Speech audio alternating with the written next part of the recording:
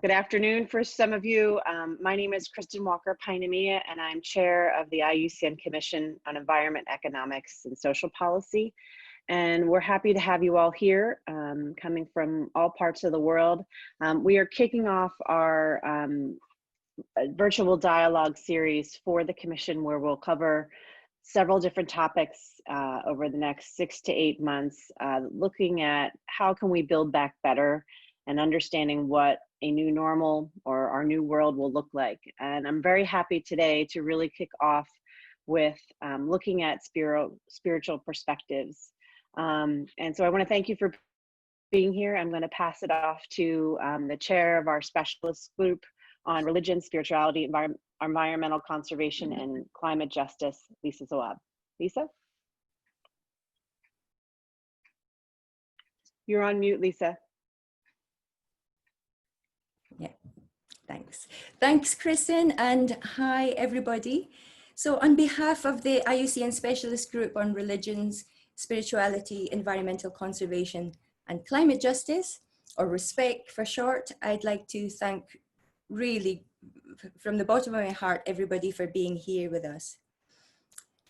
So if this had been a normal year, the World Conservation Congress would already have been behind us, and we would all have been participating, well, those of us fortunate enough to attend, participating in, different events like this one, hearing different perspectives and different voices.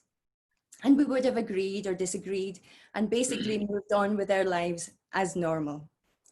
Of course, this hasn't been a normal year, and if we care enough to take this opportunity that's been given to us, like it or not, to really question normality, question how we live our lives, how we consume, how we relate to others, how we do our conservation work, question everything, then we see that, morally speaking, normality is no longer an option. And during this lockdown period, what really struck me was that the faith groups and spiritual groups and networks and interfaith networks are so quick off the mark to make really bold statements about not going back to normal. And we heard things like, no, we don't want to go back to normal. We need to build back better. We need to rethink and redefine our relationship with the earth. And this isn't a Christian message or an Islamic message or a Hindu message, but really a resounding, united human message of urgency for us to reflect and reconsider. So thank you to IUCN, to the CEESP Commission, to the Nature-Culture Initiative for allowing us this space and this time to share together, to hear other perspectives and different voices as we rethink and as we redefine. A huge thank you also to our wonderful speakers, not just for being here, but for the amazing conservation work that you all do in your own spaces and in your own ways. One of the most important spiritual teachings that I've received is from His Holiness Dilgo Khyentse Rinpoche and his Maha-Ati instructions on the Great Perfection. And he said that the everyday practice is simply to develop a complete acceptance and openness to all situations and emotions, and to all people, experiencing everything totally without mental reservations or blockages. So complete openness of mind is the essential point. And I hope that we can now breathe, all of us, and be open during these discussions. So let me just tell you how this session is going to play out. We're first of all going to hear from our great speakers with the short interventions, and the rest of the time we'll spend in a moderated discussion.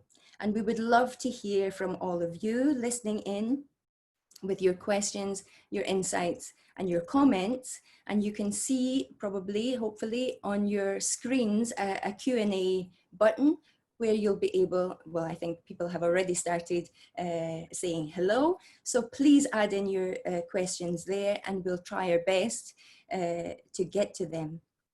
So let me introduce you to our lovely moderator, Jessica Sweden, who can now hear us. That's great. Jessica is an environmental philanthropist. She's the founder of Synchronicity Earth, which is a UK-based charity focused on global biodiversity. She's also co-founder of a new initiative called Flourishing Diversity, which we all look forward to seeing what that's going to do. And she's also an IUCN Patron of Nature. This session is being recorded and will be made available to everybody. So without further ado, over to you, Jessica, and our panel, and I hope everybody enjoys.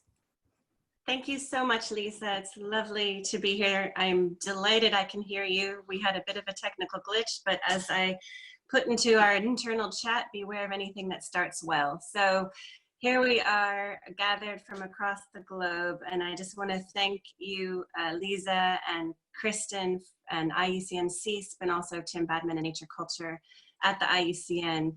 We've all been working quite closely together and had wonderful plans for Marseille, whenever Marseille happens, hopefully in January, and we look forward to bringing more ideas to all of you. The envisioning and organizing of this meeting, I think, is really important, and I'm really grateful for the opportunity to moderate this discussion. It's a privilege to be here with all of you, our listeners, and of course, this esteemed panel. So here we are in the midst of COVID-19, which for all of its complexity, tragedy, and grief, has offered a form of a global pause. This is perhaps the first time in all of our lives where we've had what one might call a shared human experience. This pause has provided a space for deep reflection, especially for those of us who may normally be too busy to create reflective space in our daily lives. It has also forced us to reevaluate ourselves, our organizations, and our societies. I'm someone who has spent her life creating ways to support change and right injustices where needed. I am linked to the IUCN through my work at Synchronicity Earth, which supports a range of initiatives working for and on behalf of the conservation of species and ecosystems that are overlooked and underfunded, shining a light on the most vulnerable. I'm also linked as a patron of nature, I suppose because I tend to think big, creatively, and I think because I have hope. I truly believe that humans have the capacity to do better and to be better. More recently, I have been involved in launching this new initiative centered around the idea that life on Earth is the most robust and therefore the most resilient when it is flourishing with diversity. And that flourishing biological diversity is deeply intertwined with cultural diversity. In fact, they are mutually enhancing.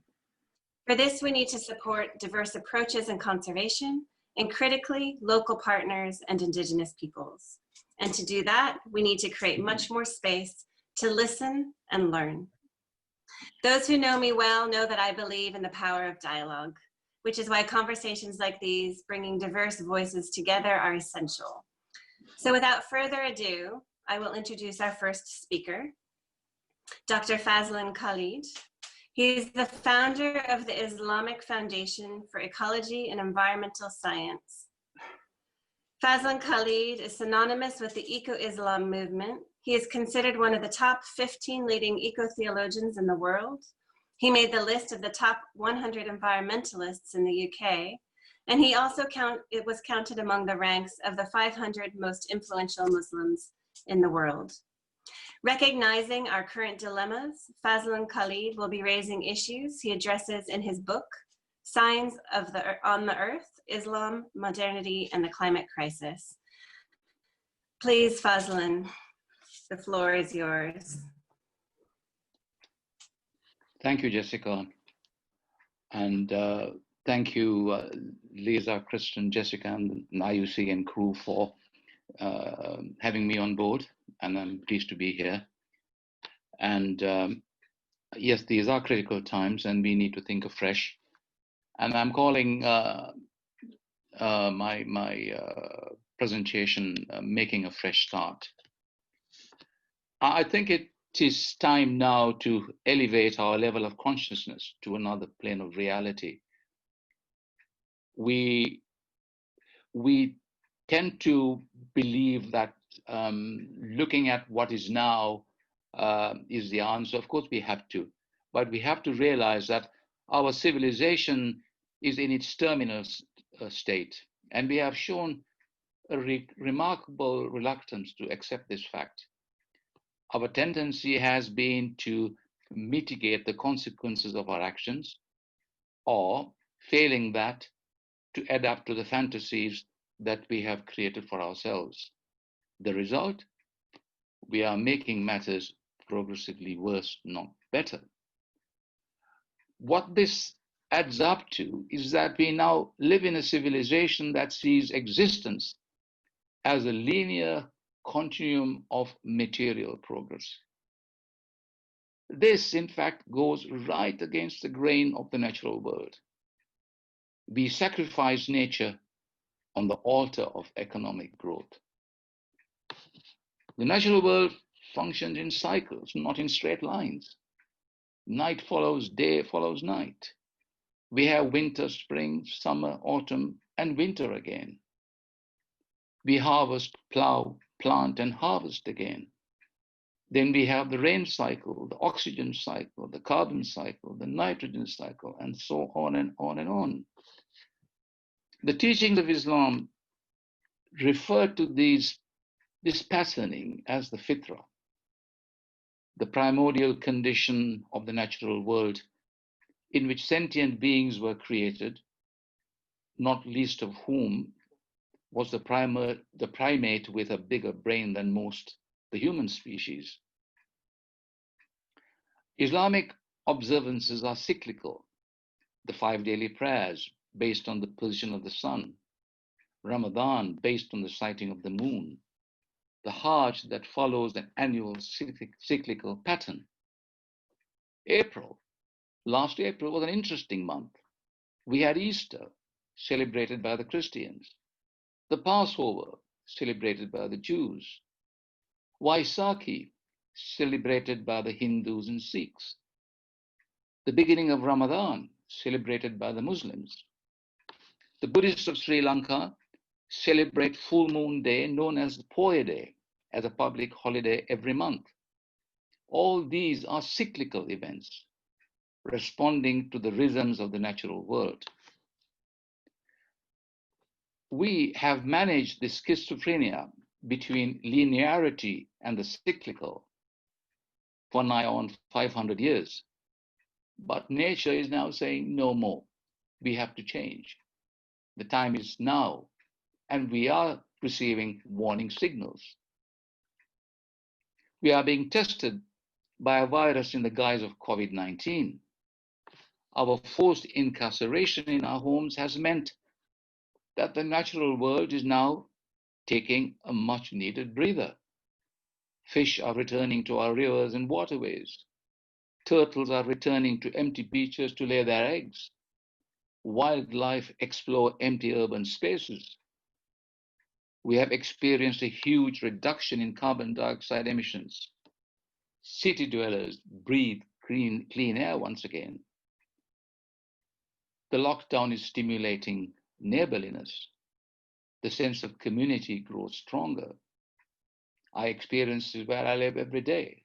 Things are changing between people. You might say our Creator is sending us an early warning signal, which has in fact preempted a message sent by the United Nations Department of Economic and Social Affairs. It published a newsletter last January, drawing our attention to a video they were putting out concerning the state of the world. The introductory note asserted that, and I quote, "The world economy has barely had time to recover from a string of shocks that began with the 2007 financial crisis, and we can already see another global slowdown looming large. It would seem that a mere microbe had short-circuited the process, and a global economic slowdown is already upon us, long before what the United Nations envisaged. Hopefully, this microbial invasion is only a preemptive strike, giving us early warning of the things to come if we do not change our ways. A faint hope, given past experiences. Capitalism is once again under the microscope. The writer Naomi Klein is scathing about corona capitalism and how are governments going to recover the largesse they are now throwing at their people. I see inflation, increased taxation, and austerity programs on the horizon. Joseph Stiglitz, Nobel laureate and one-time chief economic advisor to the World Bank, espouses the cause of progressive capitalism in his book, People, Power, and Profits. But the toxic nature of the monetary system that propels capitalism and our civilization seems to bypass even them. The clue to this lies in the fears expressed by the UN agency regarding the replaying of the financial crisis created by the banks that nearly brought the global system down in 2007. This event let the cat out of the bag, but nothing has changed, and the dubious privilege of creating money out of thin air still rests with the banks. The global debt ratio to GDP is fast approaching the 100% mark, and in some countries, it has already passed it. Question, will IUCN be willing to lead an appraisal of the capitalist model that is leading us to the edge of the cliff? Is it not time to redefine buzzwords such as progress, prosperity, development, and growth, if not ditch them altogether and replace them with one idea, and that is equity, justice, adl in Islam? The UK-based and well-respected New Economics Foundation observes, and I quote, "Nothing short of a great transition to a new economy is necessary and desirable and also possible. Business as usual has failed. Yet prime ministers, financial ministers, and governors of central banks are still running around trying to allay fears and convince us that this is not the case." End of quote. The issues are systemic. And for now, we are merely tinkering with technicalities. Lifestyle change based on a fresh economic paradigm is now urgently called for if we are to avoid planetary collapse and the anger of future generations. Have we any idea what we are leaving them? We need to give them a fresh start. Thank you.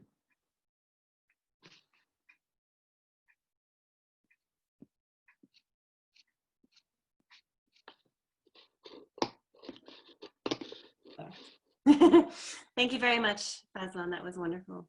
I believe our next speaker, don't see her on my screen, Valerie Bernard. Hello, yes, I'm here. Oh, I don't see you, you're hiding. It's because some people... It says Sonia. Okay. Valerie Bernard is one of the UN representatives of the Brahma Kumaris World Spiritual University in Geneva. She's interested in the power of spirituality and faith.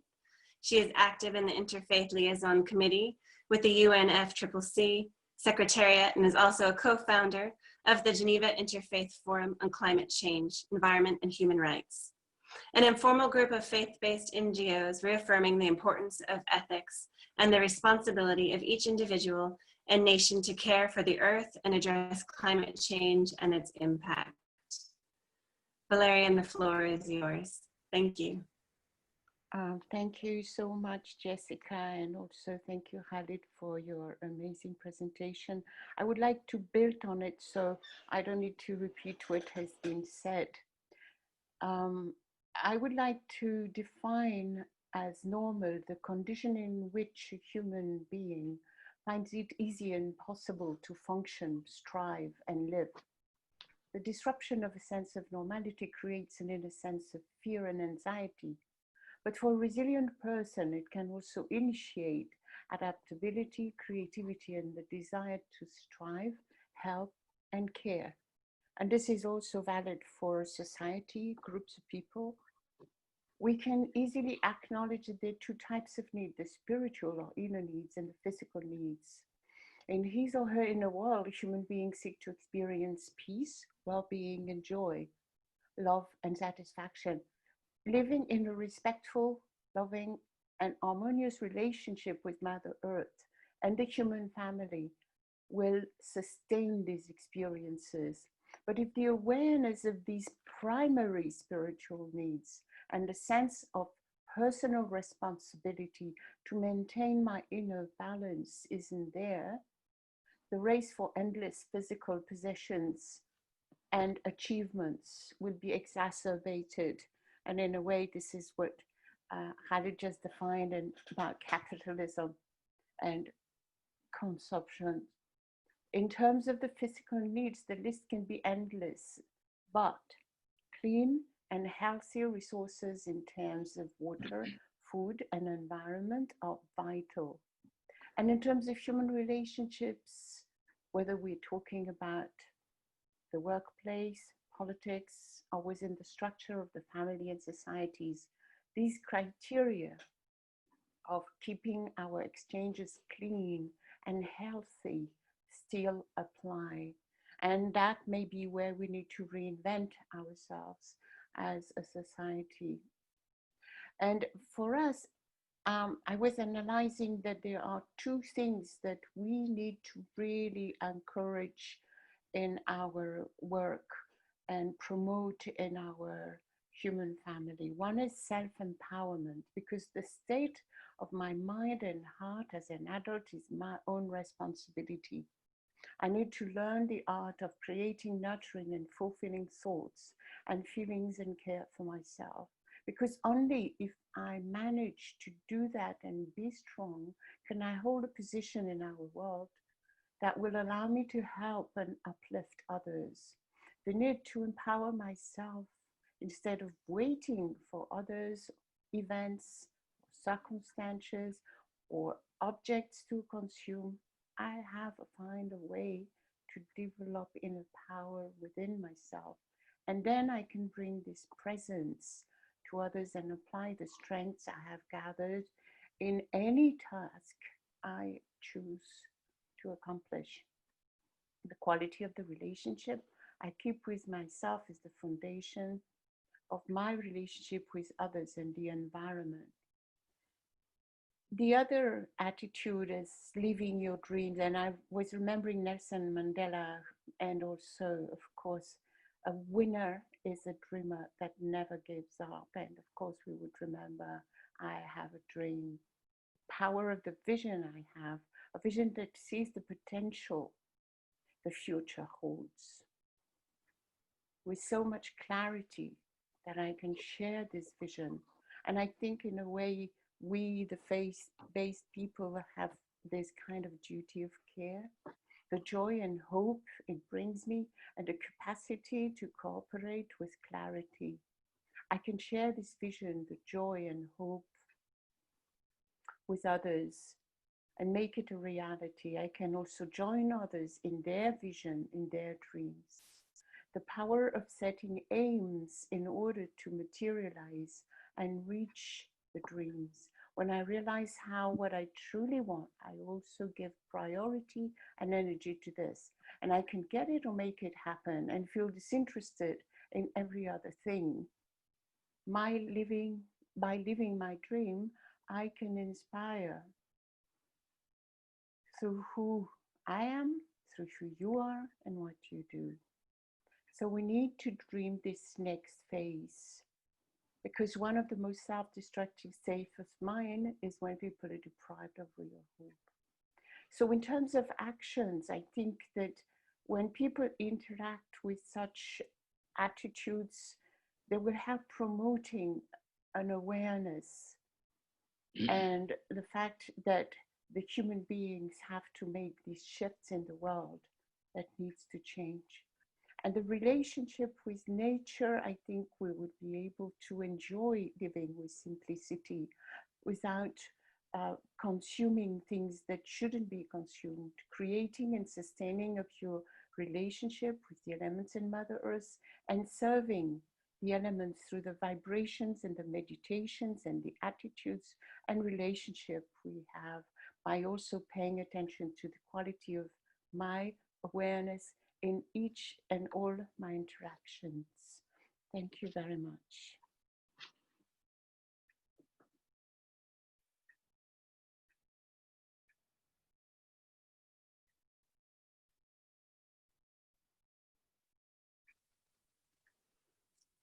Thank you, Valerian, for that beautiful talk. Just listening to you is very peaceful. I'd like now to please welcome Sonia Olsen, also from the Brahma Kumaris. Sonia is a meditation teacher and the national coordinator for the Brahma Kumaris in Denmark. Sonia was instrumental in developing the Brahma Kumaris Environmental Initiative in order to meet the need for a higher environmental awareness within the international Brahma Kumaris community, and also to add the inner dimension to discussions at the UN climate change conferences. Thank you, Sonia. The floor is yours. Hello, everyone, and greetings from sunny Copenhagen. It's a wonderful summer day here today. And thanks to Lisa and IUCN, and nice to meet you all here, both the audience and the panelists. I like the theme, the spiritual perspectives on the new normal, but one can reflect if it was normal before the pandemic. Actually, it wasn't, right? We went to work, but it was a climate emergency, very strong so, and it's still there. So somehow it wasn't normal, but it's a very healthy discussion to have what the new normal should be. And the pandemic has also shown us that as humanity, we can act drastically with drastic measures here and now, very fast. But we also know that any long-lasting change has to come from within the individual or from within the nation. If the change doesn't come from free will or from within, the society or the individual will go back to what it was before when the pressure is off. So this is one, when we address climate change, we have to make sure it's coming from within our will, from within our attitude, from within the people, from within the nations, in order to be long-lasting. And I can see that here in Copenhagen now, we've been open since 18th May, more or less. Society is nearly back to how it was before. And, you know, it's amazing how fast the old stress habits comes back to people when the pressure comes off. And in Brahma Kumaris, we have identified 10 values in order to create the long-lasting change. And Lisa, she asked us to share some of these values. And Valerian, she took up respect, self-empowerment, and living your dream. And I choose being unlimited as one of the values. And of course, we know here, people of faith, that being unlimited means to expand your consciousness. So we include each and everyone on this planet and the whole environment and nature into our consciousness and into our heart, even though they might be very different to us. And I must say, I have enjoyed the work with the interfaith in the last many years, because I think we have become experts in breaking down the silence between us, between the faith. We have been gathered together by the higher purpose of Mother Earth in order to do this. And then we can share that with others also. But being unlimited also means to include the vibrational field in our service and in our communication. And during the pandemic, we have had the experience that we can stay close and connected even though we are physically distant. Now we are talking from across the world, and we do feel close and connected. But then I'm asking myself, let's say next catastrophe will be that the internet goes down for a few months. Would we be able to stay close and connected to our family and to the interfaith community, to the whole world, even without Zoom calls? And this is, I feel, all of us can practice to use good wishes, to use vibrations in order to stay close and connected, to be interconnected at all times. And that, of course, requires a pure heart and a pure mind. And in order to stay like that, even amidst the crisis, you know, it doesn't sort of happen by itself. We need some practice. So this is what I've started to work on myself. And I was just finally, one observation here is that now when we are opening up the society in Copenhagen, we can see how difficult it is to open up.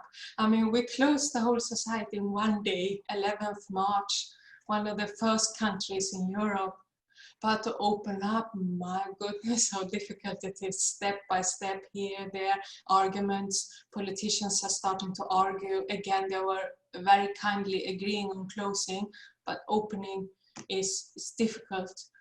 And I was reflecting on myself that when it comes to relationship, it's maybe the same. It's very easy to cut off somebody or say, I will never see you. But in order to heal a relationship and bring it back again, it's very difficult. So one has to be very careful in shutting off or closing for any person or any individual or any group or any nation. And this is why the second value I chose was opening the heart, or love.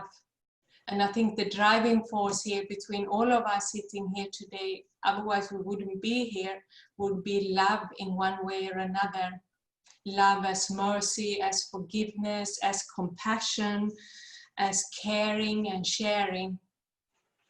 And I just can see all of us awakening this love in other people so they know what they have to do with love and compassion. And then belonging also becomes becoming, right? Because when we love somebody, we become like them. So yes, that's all from my side. And thank you very much. And I'm looking forward to hear the rest of you. Bye.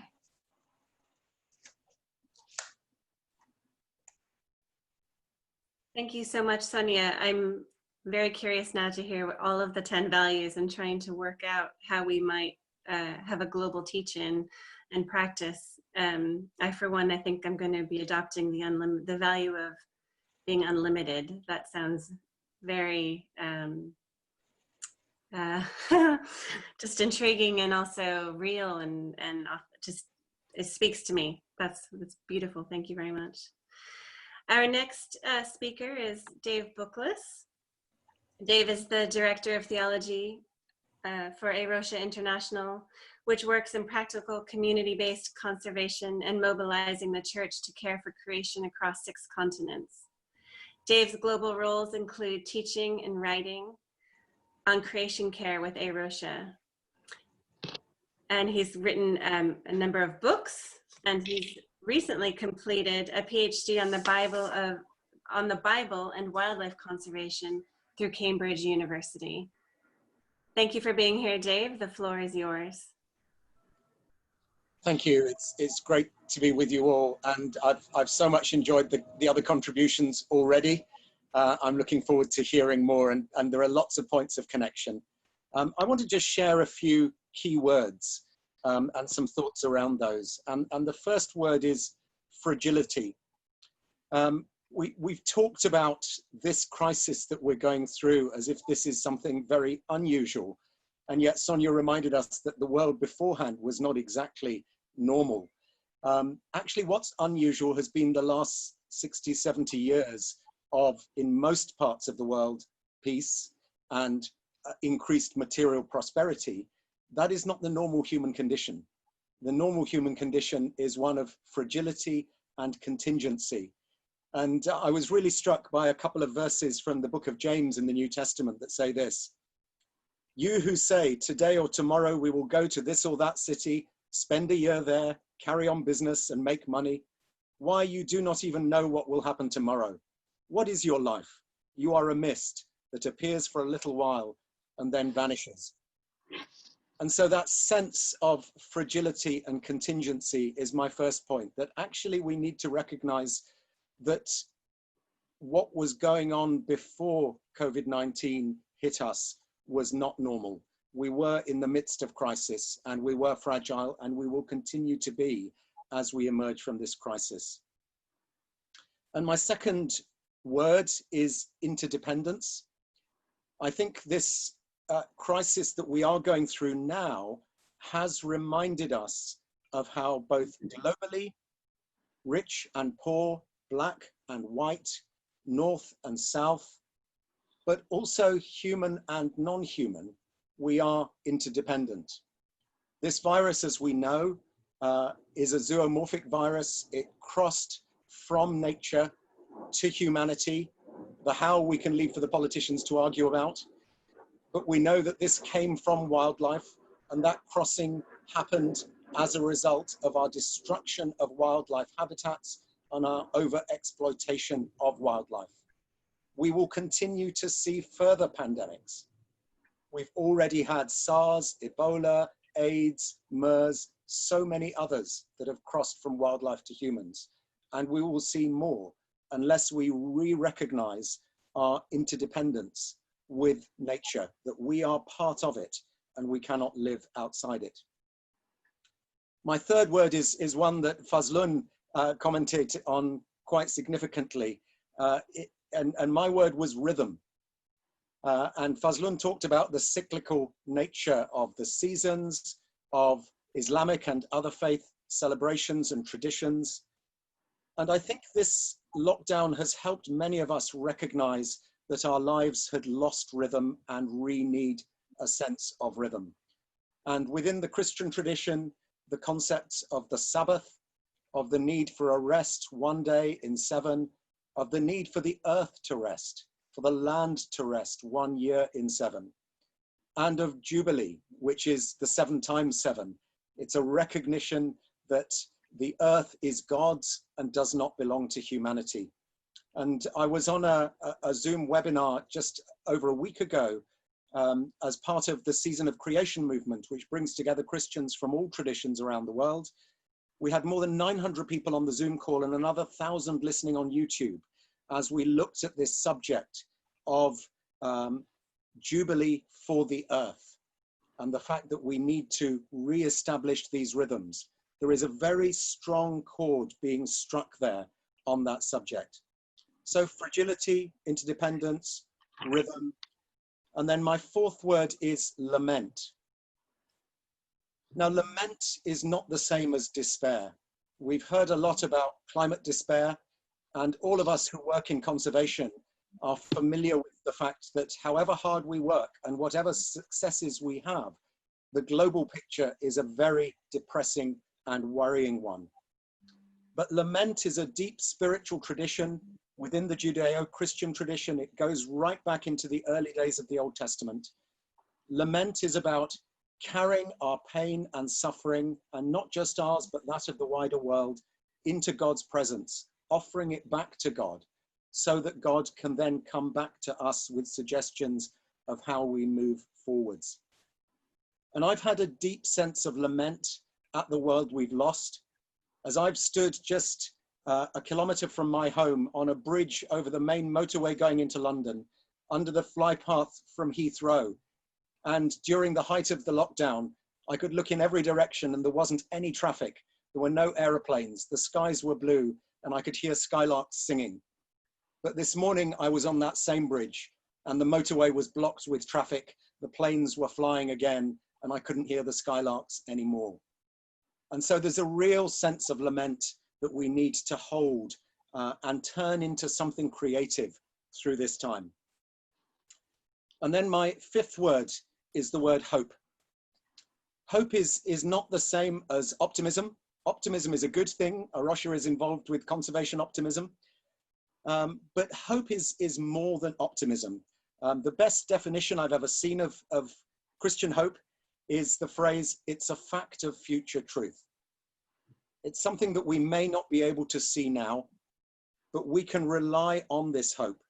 And for us as Christians, we rely on that because of the character and the promises of God, because of the death and resurrection of Jesus Christ, that out of something absolutely hopeless, God brought new life and new hope.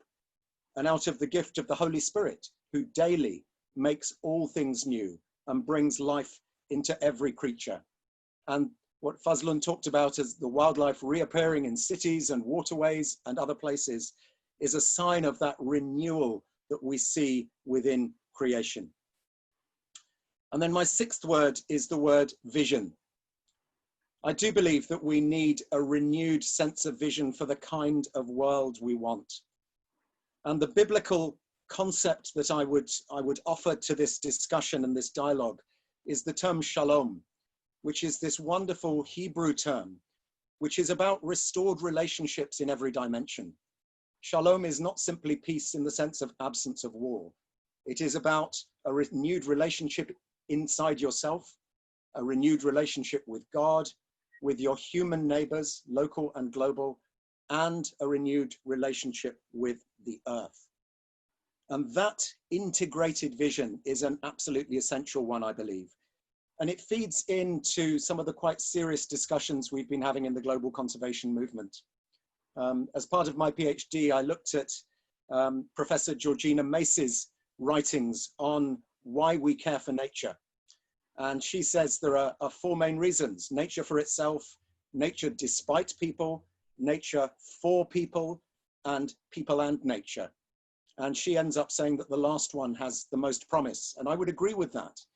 But I would suggest, rather than people and nature, which suggests still that we're two separate things, it should be people within nature. We are people within nature. We are completely dependent on nature. And our economic systems, and I really liked Fazlun's questions about capitalism and about our economic systems, because our economic systems fail to recognize that we are people within nature and that our economies must operate in that way. They have to operate in a way that respects the rhythms of the earth. In nature, for instance, there is no waste. Nature is a truly zero waste system. Everything gets renewed and recycled.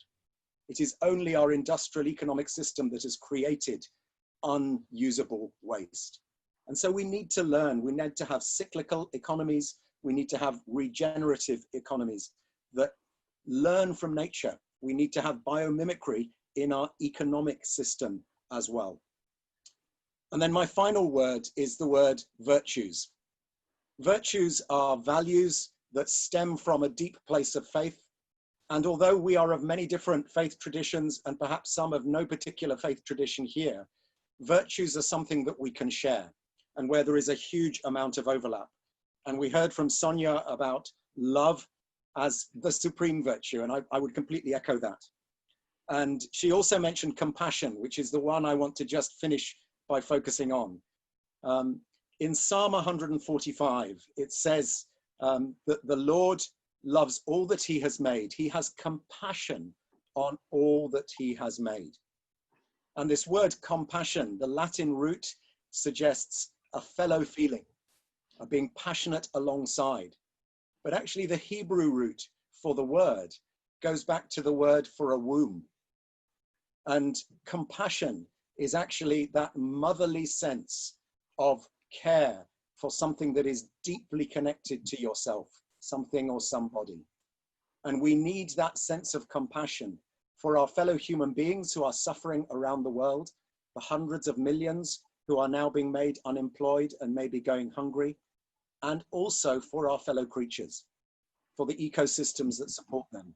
We cannot divide humans and nature at this point in our history. We have to find ways where our virtues help lead us through. So those are the words I want to share. Just quickly again: fragility, interdependence, rhythm, hope, vision, and virtues that we can share. It's been a great privilege to take part in this, and I look forward to hearing more from others and to the questions as well. Thank you. Thank you so much, Dave. I'm taken by the choice of fragility. I think it's quite interesting because I think that it seems as though as humans we're constantly seeking security, and we're not very good at disaccord and complexity. And I think this is a challenging time for us where we're having to really face some of our deeper understanding about how we deal with the uncertainty that not only exists, but that we are co-creating, I suppose. So thank you, really interesting food for thought. Our next speaker is Alexandra Masako Gusens-Ishii, who works for Soka Gakkai International, a community-based Buddhist organization that promotes peace, culture, and education. SGI collaborates with other NGOs, faith-based organizations, and UN agencies to address global issues through activities such as raising awareness and engaging in dialogue grounded in the Buddhist teaching of respect for the dignity of life. Thank you, Alexandra. The floor is yours. Thank you so much for all the contributions that have been expressed.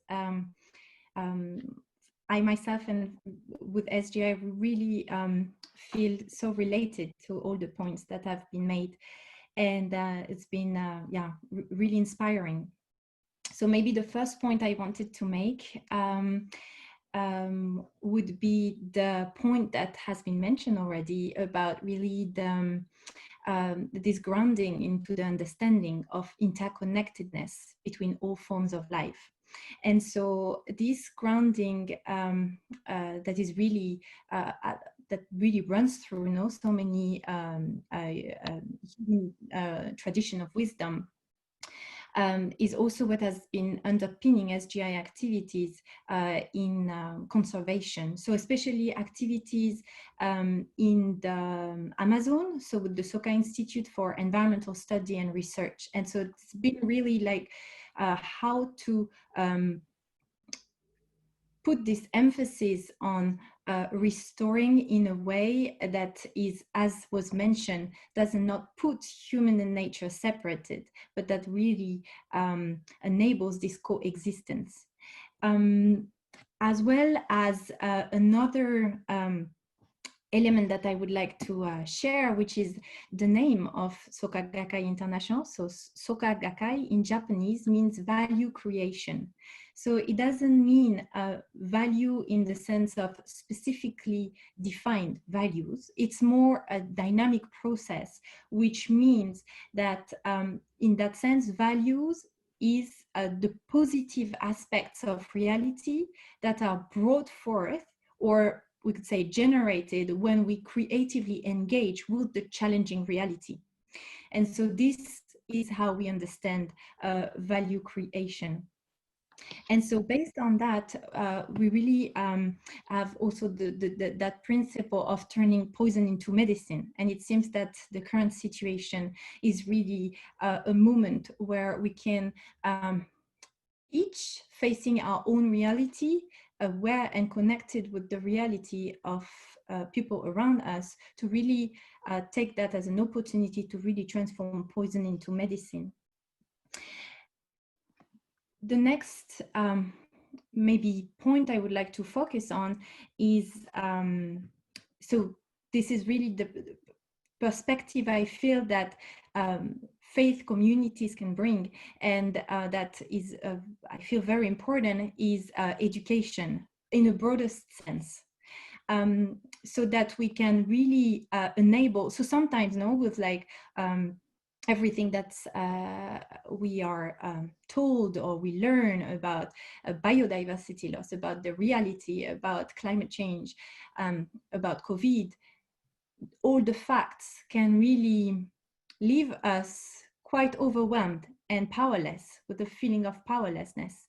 And so I feel that education in a broader sense that will really inspire hope into this innate potential that each has to initiate change, starting with himself, herself, in his own community, her own community, is crucial. In that sense, that's why, at least with SGI and in relationship with the Earth Charter International, we developed exhibitions. And the latest one is entitled Seeds of Hope and Action. And it's going to be also something that we're going to keep focusing on, bringing stories of empowered people who are transforming their own lives and environment, and inspiring that change. And I would say probably especially with youth. And so that's why I'm very looking forward to IUCN Global Youth Summit as well, because I feel that it is crucial, no, that we keep having youth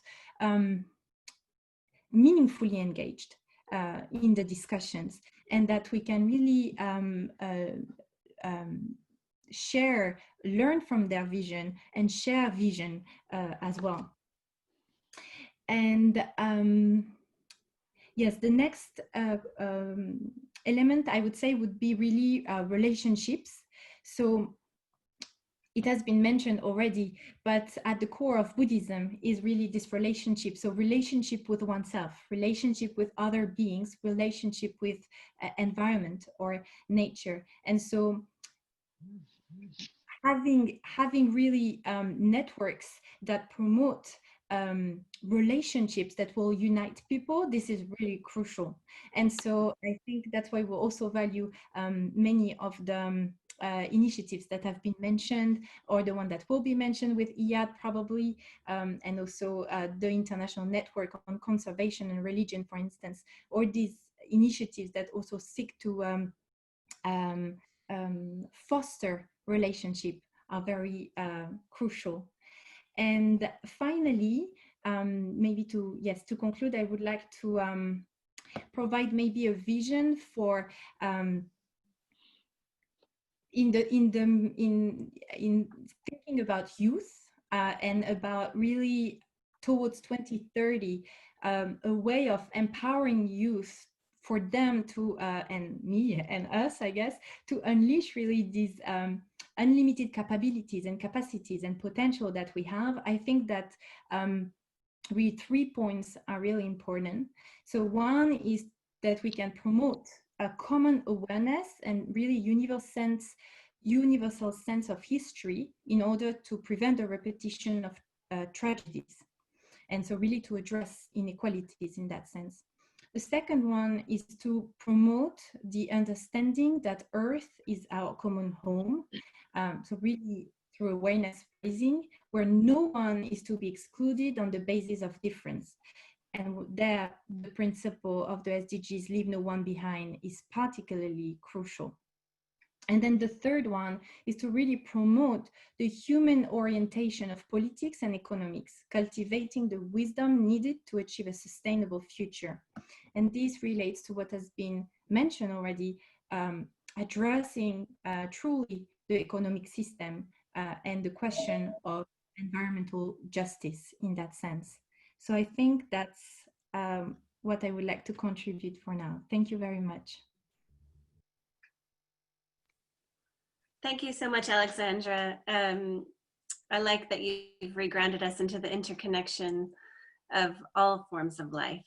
And I think it's really wonderful that you've also brought the youth into this conversation, which of course I think we all agree with. And I was also looking forward to, and continue to look forward to, the Youth Summit for the World Conservation Congress in January, assuming it happens then. Our next speaker is Lindsay Fielder-Cook. She has an extensive background in politics, conflict reconciliation, and the protection of refugees, and has worked in areas including Northern Ireland, former Yugoslavia, the West Bank, and Somalia. Lindsay joined the Quaker United Nations office in 2013, and there she focuses on climate change and environmental degradation as a peace and justice concern, engaging at an international level with the climate change negotiations, climate science, and human rights efforts, while seeking to connect international progress with grassroots efforts. Thank you, Lindsay, for joining us. The floor is yours. Thank you so much for this chance. Thank you all who have spoken and will speak, and thank you all for everyone who is listening. I hope to be brief. I'm looking forward to the discussion. I wanted to start with a memory, and my memory is in my first climate COP, which was in Warsaw, where the IUCN had put beautiful big photographs of nature all along the corridors. And as we rushed past in between the different negotiation rooms, we kept being grounded on why we were there. Because in these institutions and these negotiations, nature is in the empty seat. There is no voice for nature. You asked for me to bring in a Quaker voice along with my friend Sarah, holding you all in the light for this. And the Quaker, the Religious Society of Friends, before I share this, I need to give you a little background because it may help to say why I am saying what I'm saying. Because the visions and the guidance that we offer now as human beings are grounded in our history and our background. And the Quakers were born in England in the 1600s when there was a civil war, religious, economic, and political chaos, someone called a world turned upside down, which might feel like today for some of us. And in that kind of reformation for a Christian Protestant group, the things that the Quakers stood for were absolutely radical at the time, just like how we need to be radical today. And the radical things, for example, a direct relationship with God, no ministers, no hierarchy, no creed, equality between classes, which remains in the UK and many countries still radical, equality between sexes, pacifist, God's children, how can we kill each other, personal witness alongside political engagement, and testimonies that ground in peace and justice, equality, simplicity, truth, sustainability. Those grounding all of us still hundreds of years on. So if you ask why share this, well, if we try to think of a Quaker contribution in a vision for a new normal, it's that continuing to challenge the mainstream, what at the time of its present seemed impossible. For the Quaker history, they're looking at religious freedom, the abolition of slavery, the anti-war, the kinder transport during World War II, the civil rights, the sustainable and just economy call. In the UK, for example, the first church to recognize same-sex marriage, the first church to divest from fossil fuels, were not very popular often in the moment, but often it's pushing those boundaries. And it's those words we use here today about ethics and values and morals. They are just words. So how do we make that in our living experience? And what are the boundaries that we as humanity need to press for that current vision, this new normal? So starting with the lessons, and many of you have already shared these and identified them. What are the lessons we learned from this virus? Some that I would uphold. The shared vulnerability, as Dave said, the fragility, shared between countries, across borders, between economic, different communities. The recognition that we are not immortal, that humanity, we are like a locomotive with no brakes. And this was a time, this was almost a chance to look at ourselves, as many people have already said, that our health is dependent on the health of nature, that interdependence of nature, that the preemptive action, when done well, will save lives, just as preemptive action now to stop the degradation of nature can save billions, both ecosystems and humans, species. And that political will is possible when it is there, and when you have political will, you will have finance. So what are the honest conversations, the unpopular conversations that will help us expand this vision today?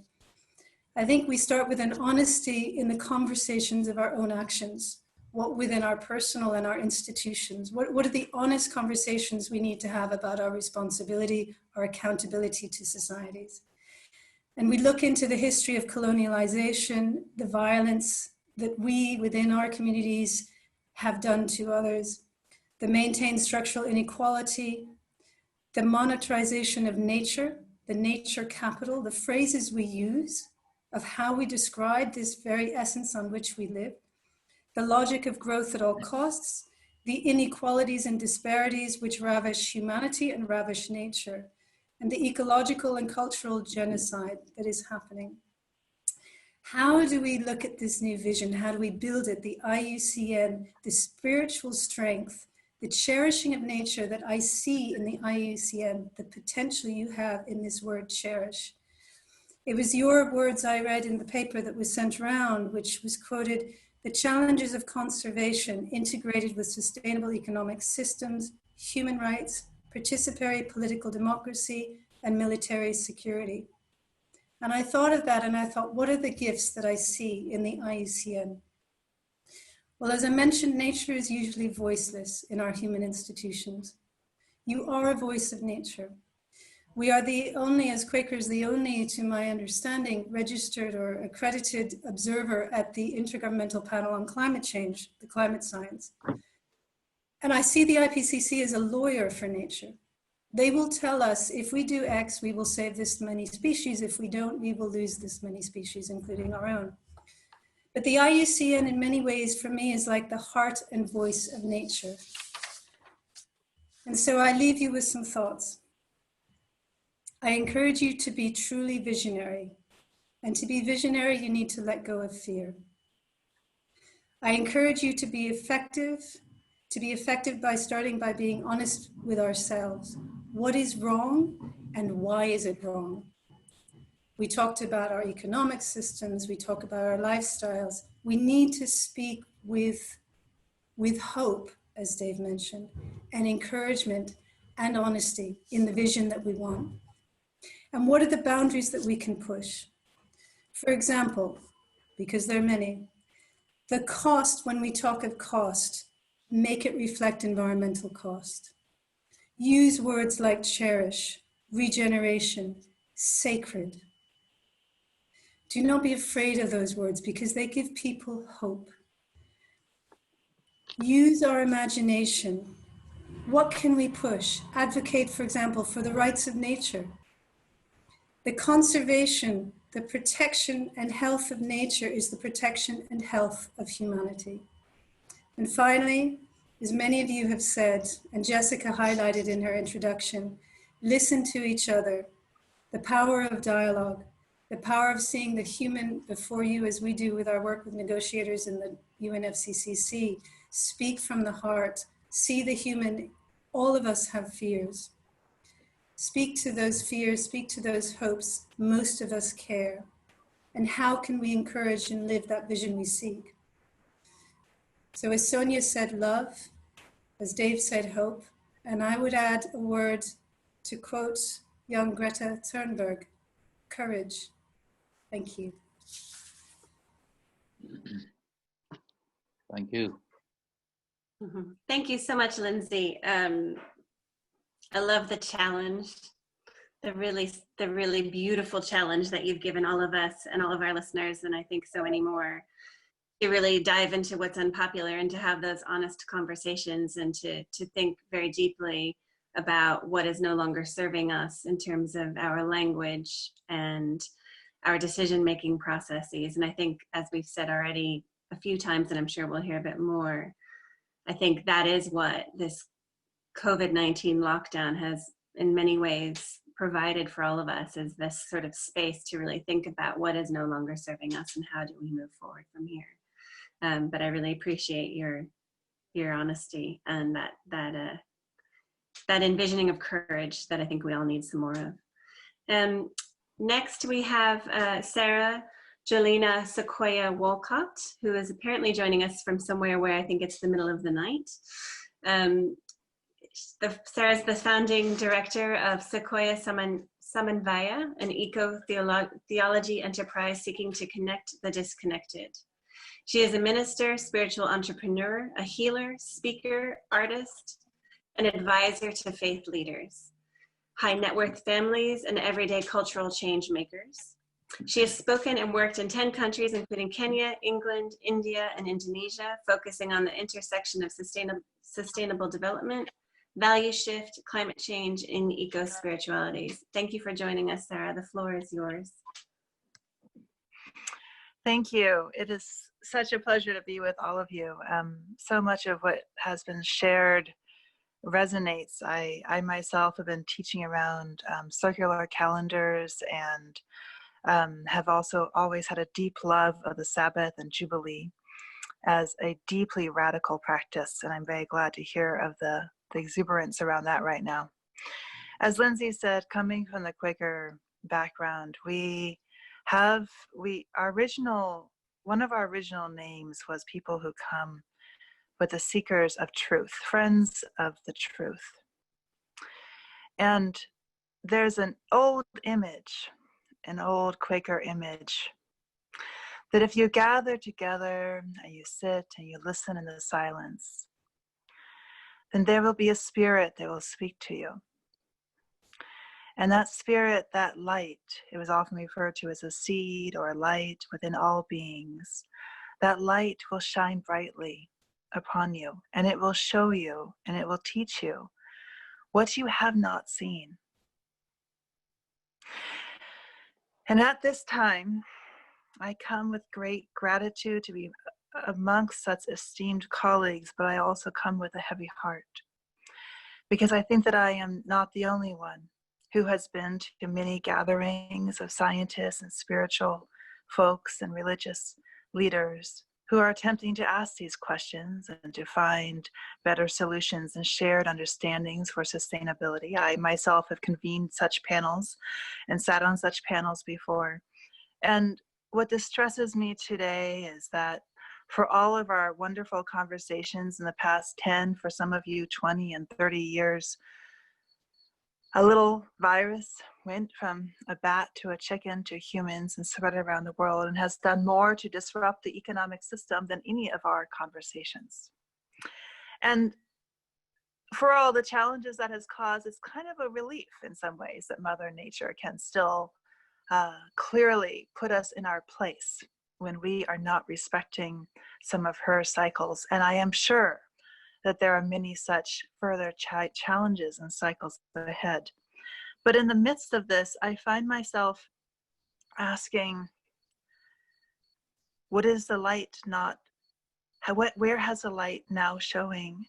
What is the truth that has not yet been spoken? What have we not said to one another?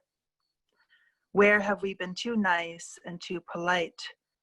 And where have we not been strong enough and courageous enough in the way that the light is guiding us?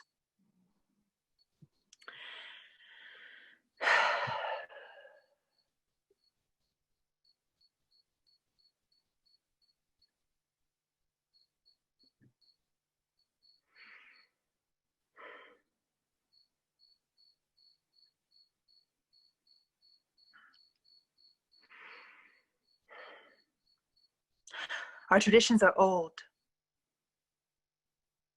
Those of us with spiritual and religious lineages, we come from very long, long lines.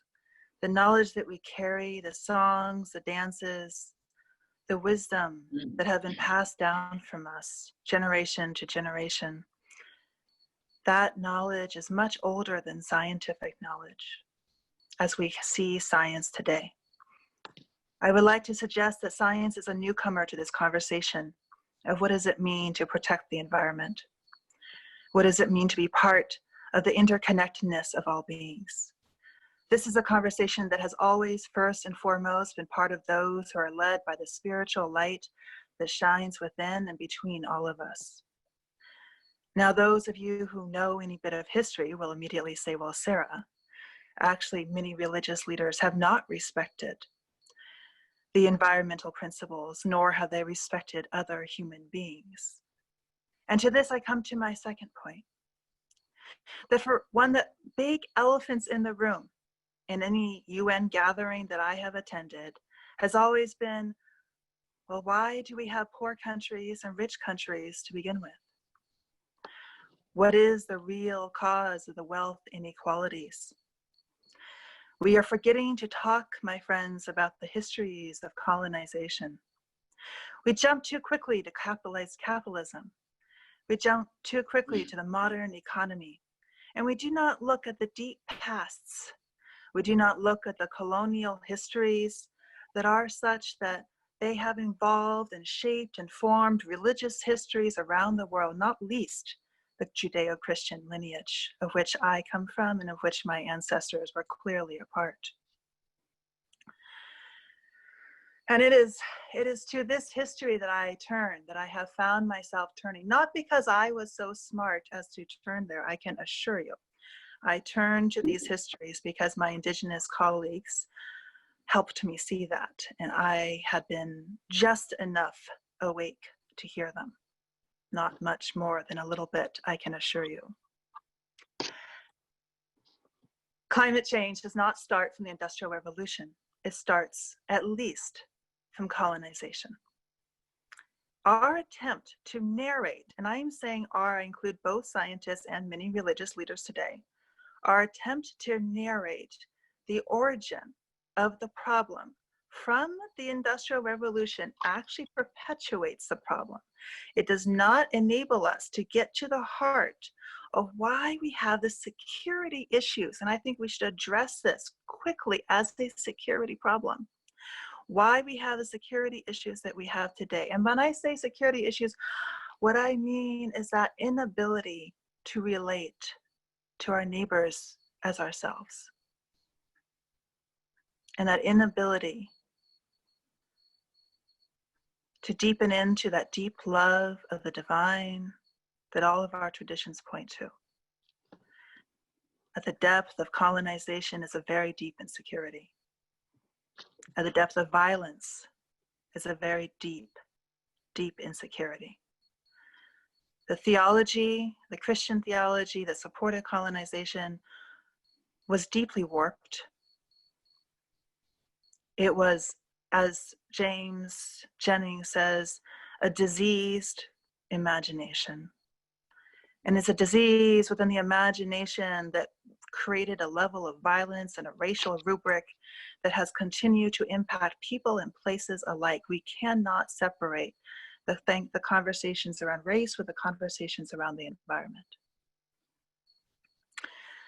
So it's no surprise to me that as we emerge from this coronavirus shutdown, as the economy begins to come out again, the first thing that comes up in America is the challenge of race, the original sin, one of the original sins. I actually titled the entire destruction of the Americas, the loss of indigenous languages and peoples, and racism as part of the original sin of this country.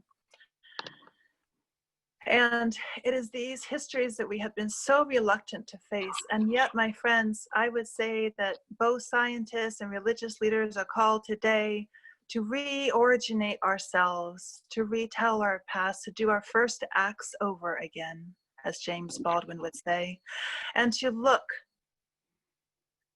into the possibility of truth and reconciliation processes the world over.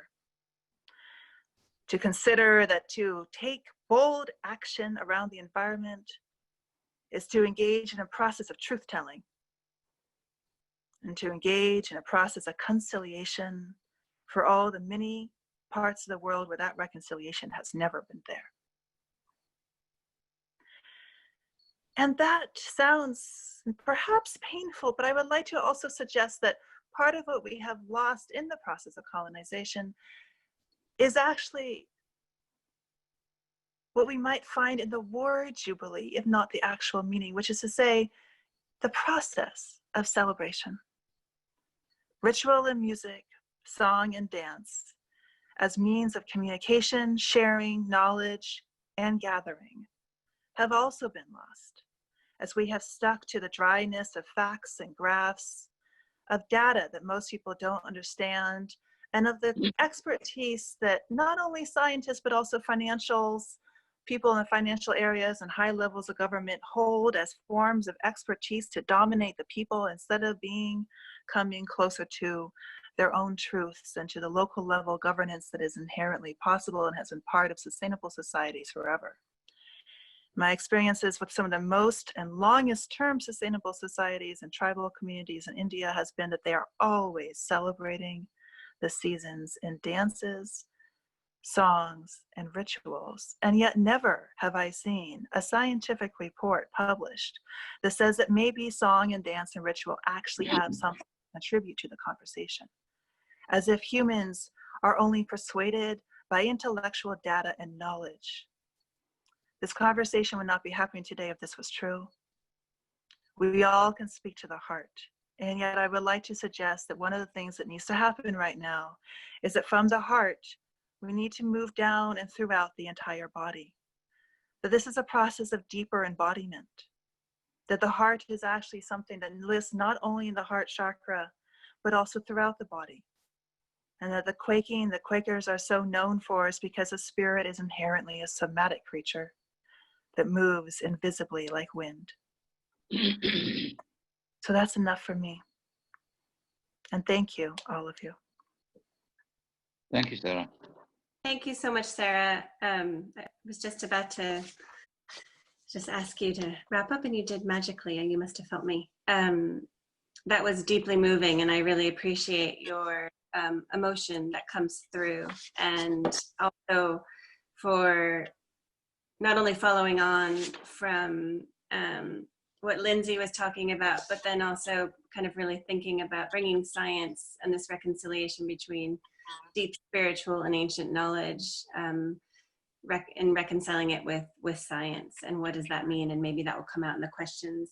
We've got 2 more speakers, and we're of course already running over time, which is part and parcel for this, but we're not going to let anybody down, and we're going to hear from everyone. Our next speaker is, I believe, going to also share a PowerPoint with us, is Reverend James Sri Bhagwan, who is the General Secretary of the Pacific Conference of Churches, the peak ecumenical body in the Oceania region, with 30 major churches and 9 national councils of churches across 19 Pacific islands and territories. He is an ordained minister of the Methodist Church in Fiji and holds a Bachelor of Divinity with honors in ecumenical studies from the Pacific Theological College in Suva, Fiji, and a master's in theology and Christian social ethics. I can't imagine what time it is right now for you, so I'm very grateful for you, to you for being here with us. I believe you're going to attempt to share your screen with us, and I'm going to leave that to the behind the scenes wonder people who are making sure that we are moving along fluidly. Thank you. The floor is yours. Thank you, Jessica, and my thanks to the team from IUCN for the invitation. Thank you, Lisa, and also to Elise Huffer, from who's down the road, well, not literally, but on the same island as I am, who put us in connection. I want to acknowledge 2 friends who I'm meeting after a very long time by this gathering.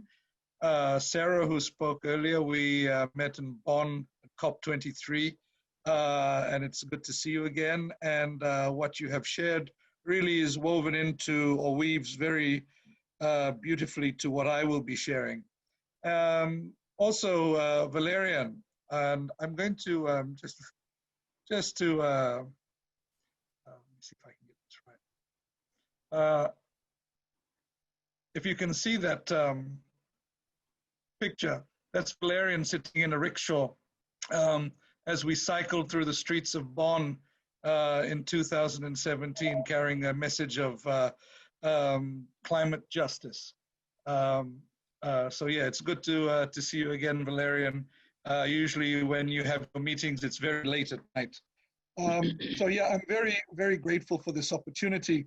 And also not just to share, but to listen to the deep wisdom that we have in this gathering. I've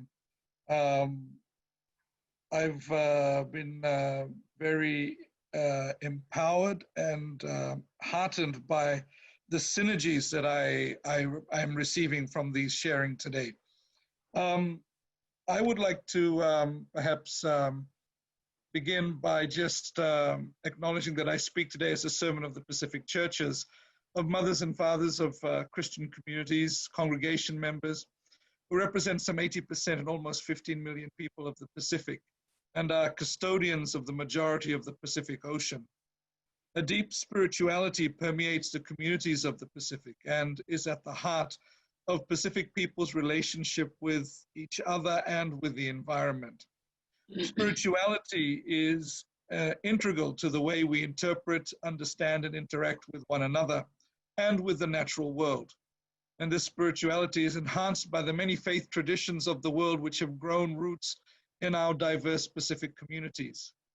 These faith traditions are shared with 85% of those who call this planet home.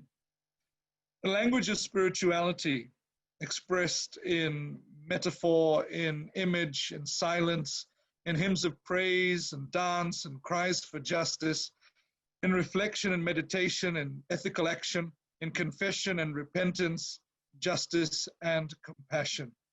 that spirituality is not only experienced through faith communities, but also through indigenous culture, that deep sense of rootedness, not only to land, but to sea and sky, and rooted in respect and celebration of just relationships with all creation.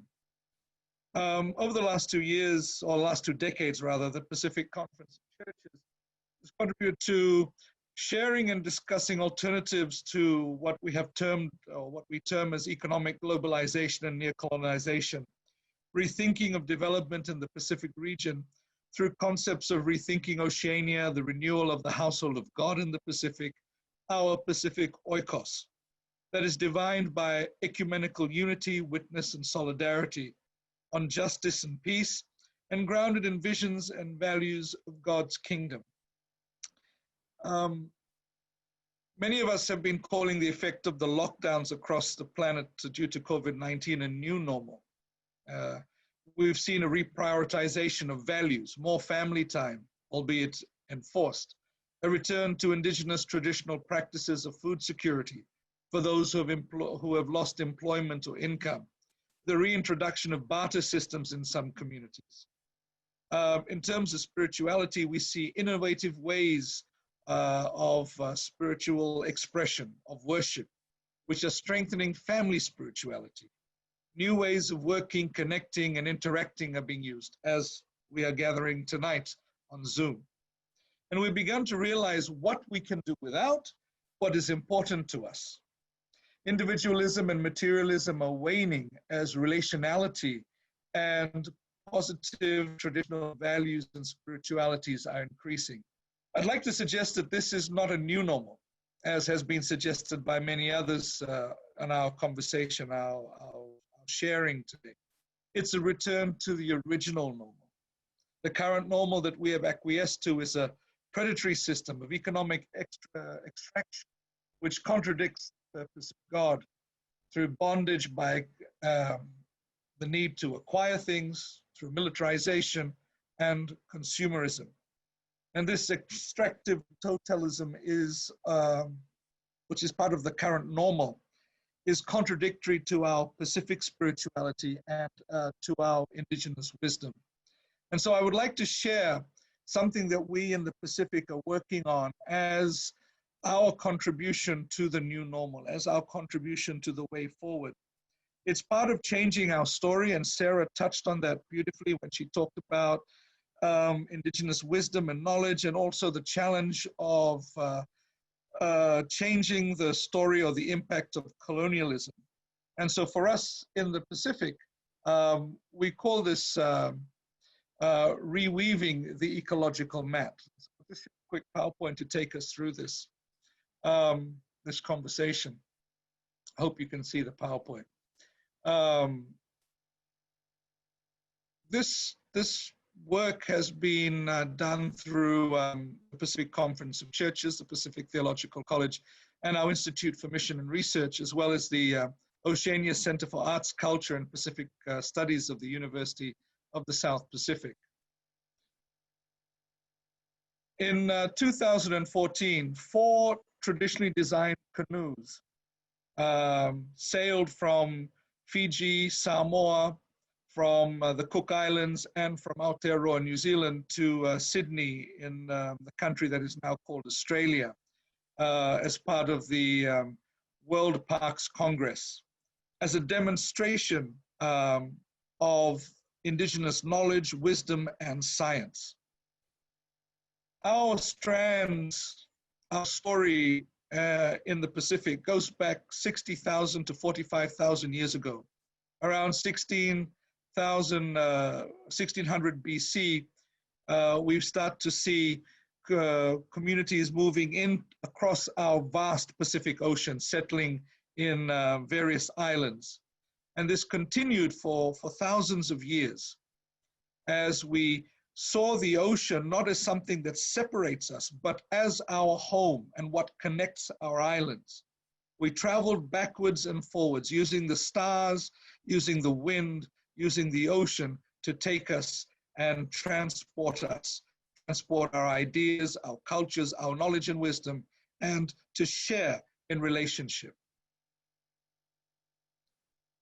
The current story that we see, the ecological crisis, the commodification of life, the destruction of our environment, unhealthy populations.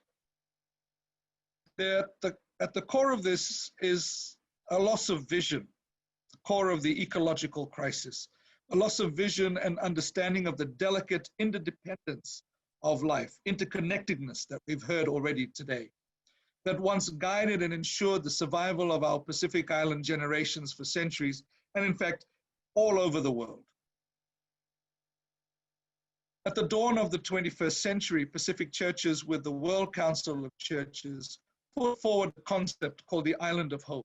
Pacific churches responding to globalization resulted in envisioning an island of hope where life is significant, valued, and celebrated.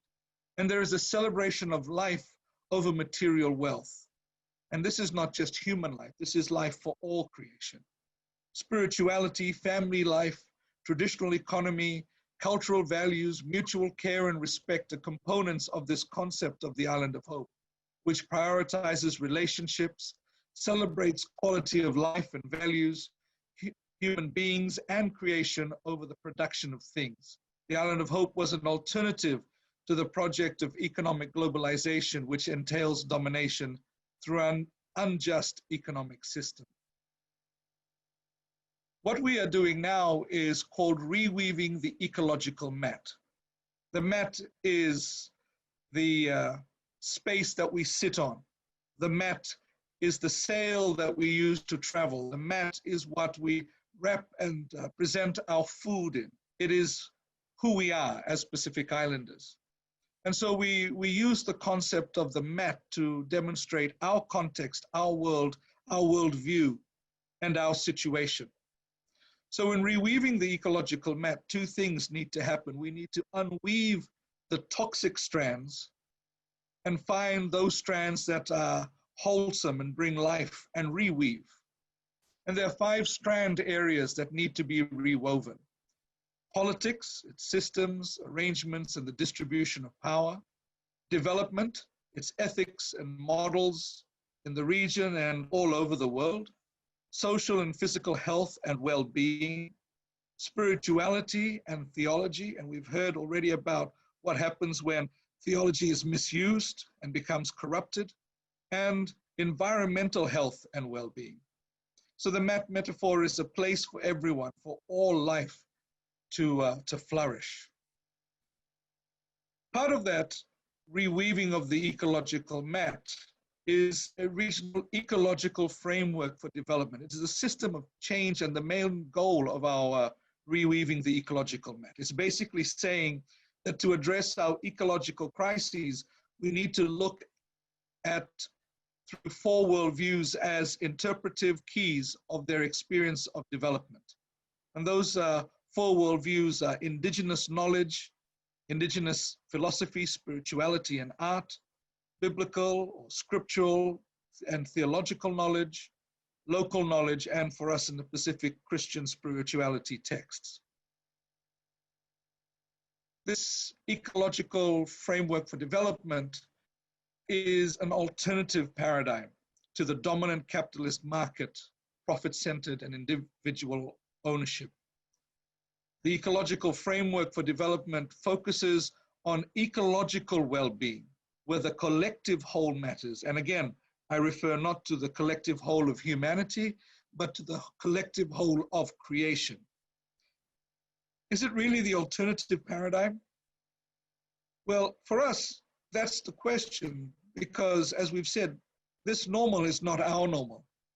This way of doing things, this ecological well-being centered, collective whole mattering way of life has been the way of our ancestors, the way we did things. And we also have developed this process of ecological accounting, which adds well-being to the concept of the gross domestic product. How do you measure development? Only in money?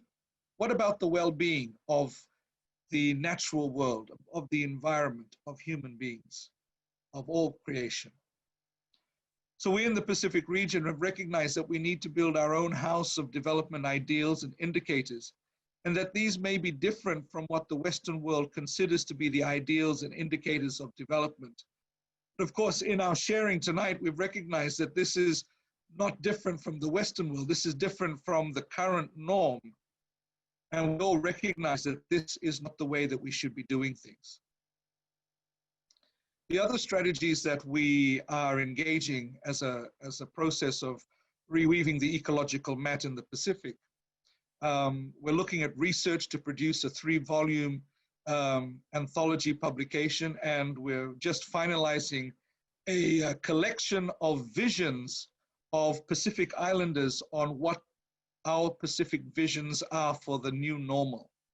And these are people who are philosophers, theologians, young people, artists, spiritual people, people who share and maintain indigenous knowledge and wisdom. There are scientists, all sharing their vision from a Pacific perspective.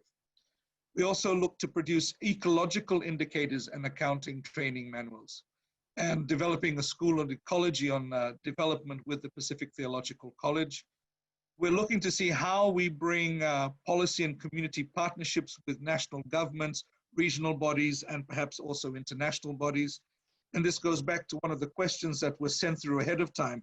How do we take our visions and our conversation that we're having today and take that to that space where it can impact decisions that are being made at the global level? How do we bring in regional and international platforms for networking and influence? And this is the opportunity for us to share. So I'm very grateful for this, this opportunity to share with you. And I look forward to the opportunity to discuss more and listen to questions. Thank you very much. Thank you so much, Reverend. I absolutely resonate with this metaphor of reweaving the ecological mat. I think it's something that we can, all of us, think about and take forward in many ways. Indeed, as you say, it does kind of start to help us think about how we look at our individual roles, our societal roles, even the roles within the IUCN. And I think it's really important to remember how you started, you know, that we're seeing individualism and materialism waning, and that in fact this isn't really the new normal that we've been in, but perhaps a return to what was once normal. So thank you for that. Our final speaker, and then I do hope we will have time for a few questions, and then we will be hearing from Gretel Aguilar, our Director General at the IUCN. But before that, our final speaker is Dr. Iyad Abu Mogli, who's the Director of the United Nations Environment Program, Faith for Earth Initiative. He leads the regional team of UNEP West Asia in identifying and assessing relevant needs, priorities, trends, developments, and policies at the national, sub-regional, and regional levels in order to incorporate them into UNEP policy and program development. Thank you very much for joining us. The floor is yours. Thank you very much, Jessica, and thanks to IUCN for hosting us. And of course, a million thank you to all the speakers for their wisdom and spiritual reflection. Well, you have all eloquently highlighted the state of the environment and the complexity of the old normal, or as was mentioned, the not normal by Sonia. And of course, your views on how we are all morally responsible for what's happening and what will happen. So as Dave talked about the hope and vision as part of his 5 points, let me share with you UNEP's vision, providing some hope to a new normal and environmental justice, as Fazlun called it, adil in Islam. Well, in UNEP, we acknowledge for sure that the most important priority for billions of people is to protect them from the immediate health challenges of COVID-19.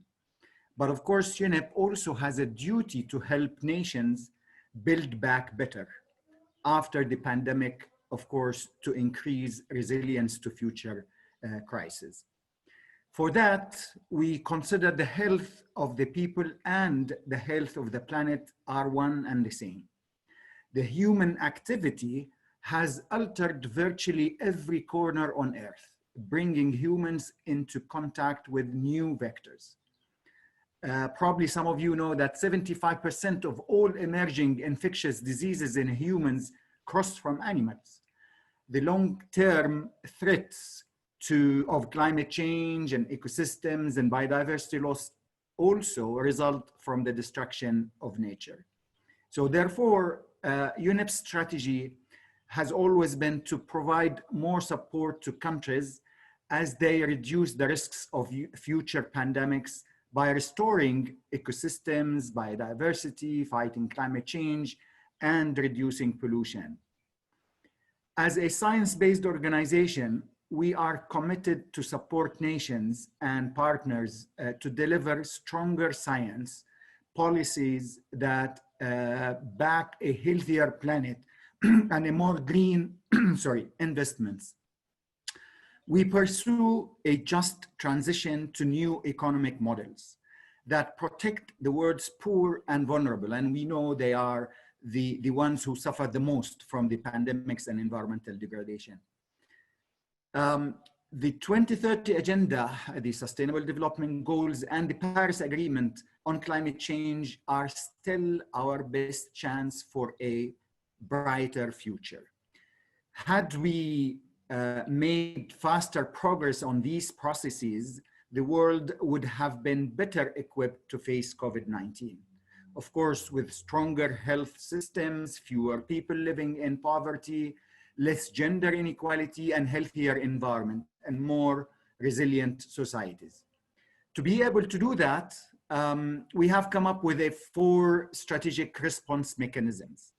Let me share them with you. Response 1 is to deal with the medical waste. Of course, we see a spike in hazardous waste, such as personal protective equipment, electronics, pharmaceuticals, masses of wastewater, and massive use of detergents,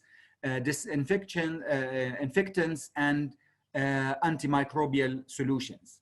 Therefore, it is very important to strengthen our knowledge, our information, and awareness by educating the frontline decision makers on how to deal with COVID-19 medical waste, with a strong focus on response efficiency and the circularity in the production system. We aim to assist in-country medical waste management capacity, helping policymakers to develop short-term strategies to make full use of existing capacity. We will therefore work to establish policy and legal frameworks for management of COVID-19 contaminated waste and promote environmentally sound waste management technologies and methods, of course, including the temporary solution of stockpiling waste and preventing open dumping and burning, which is happening unfortunately everywhere. And this can lead to further health issues. And of course, we will support nations to build new infrastructure for dealing with medical waste. Our response number 2, or strategy number 2, is to promote transformational change for nature and people.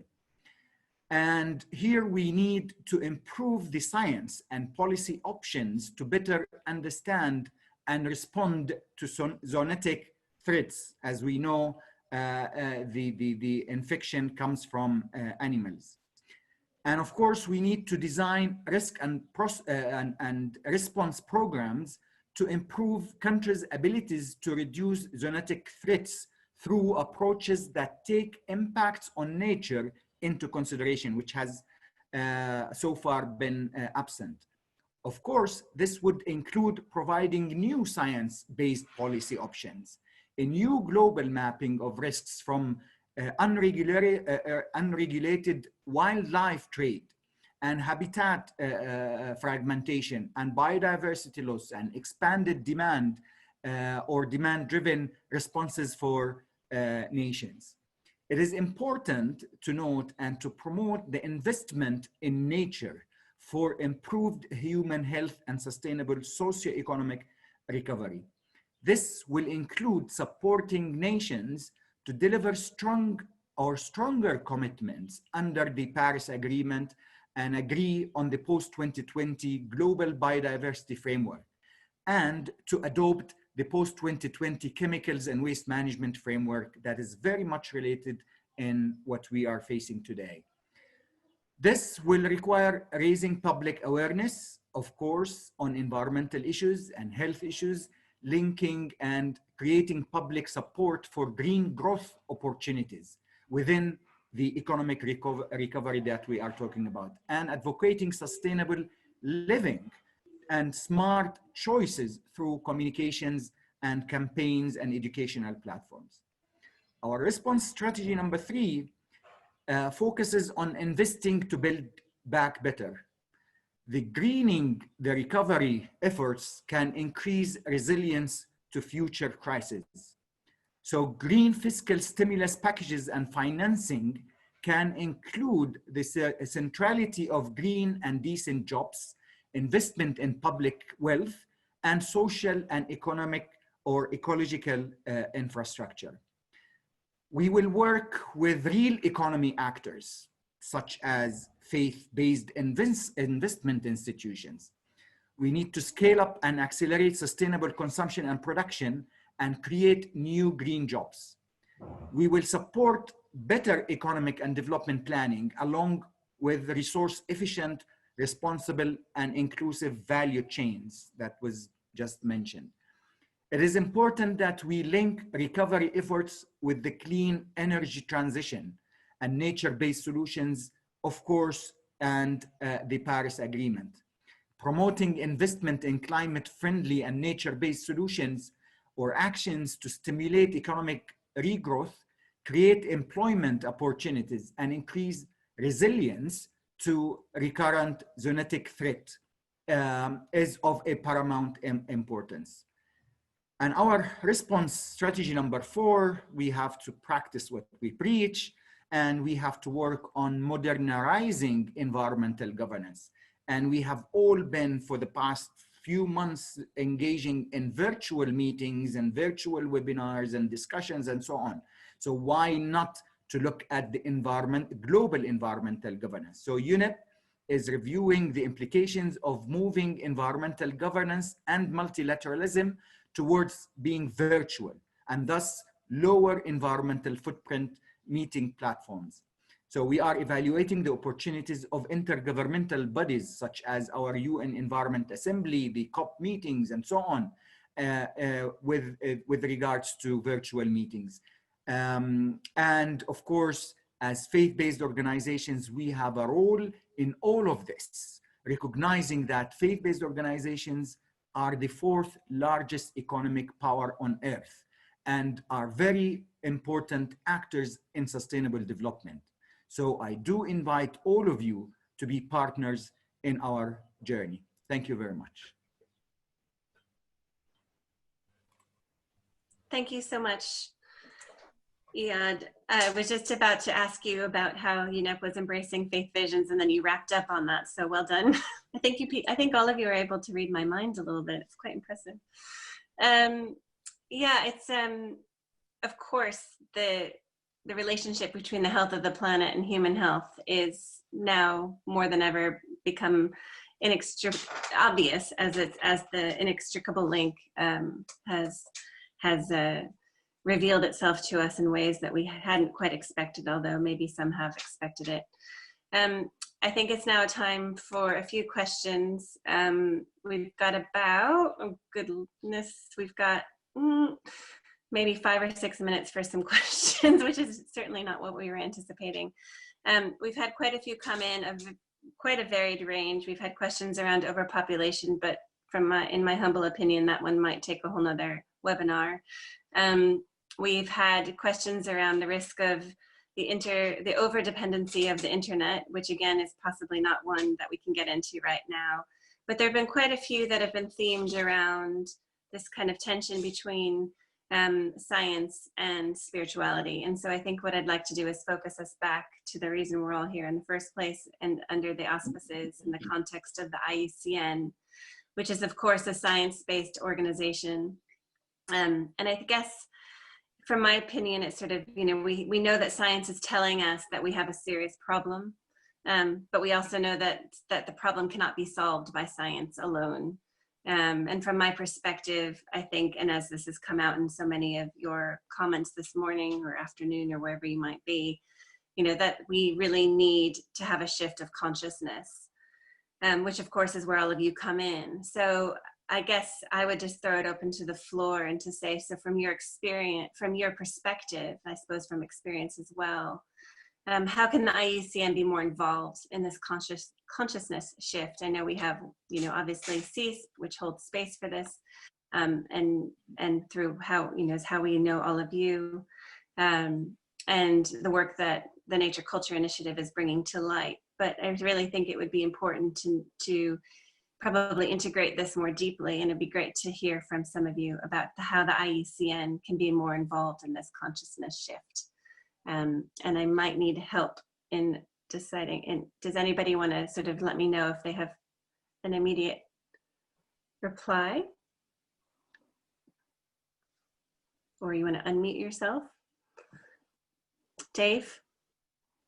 Yeah, just briefly to get it going. I do think this is important, and I think those of us in the faith communities who have experience of interfaith dialogue between very different traditions, very different worldviews, but seeking to listen to each other on common ground and to find shared values, I think to invite the science community, the academic science community, to see itself as one more seat at the table.